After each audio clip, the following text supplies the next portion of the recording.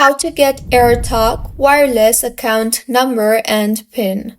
Hello everyone, I am Bishaka and welcome to our channel. Now, let's get right into the tutorial. Firstly, go ahead and open the AirTalk Wireless application. There are two ways. First is to contact your AirTag customer service.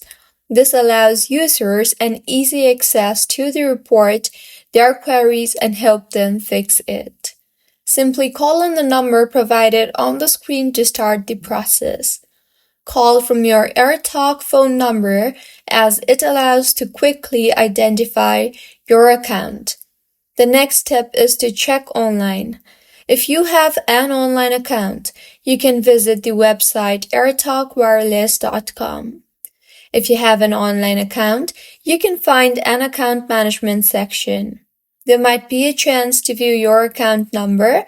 However, retrieving the PIN online might be restricted for security reasons. You can also visit the AirTalk Wireless support page for further assistance. So, this is how you can get AirTalk Wireless account number and PIN. If you find this tutorial helpful, please like the video and do subscribe to our channel for more contents like this.